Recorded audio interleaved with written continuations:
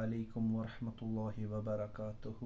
الحمد للہ رب العالمین والصلاة والسلام علی رسولہ الامین وعلی آلہ واصحابہ اجمعین۔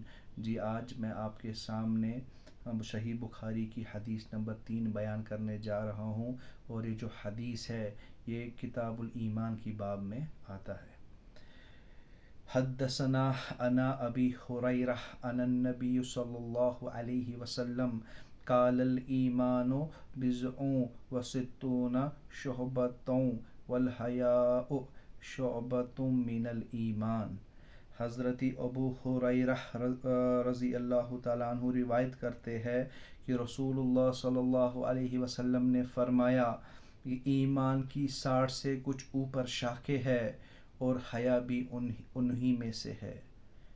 سبحان ربک رب العزت عما یصفون وسلام علی المرسلین والحمد للہ رب العالمین۔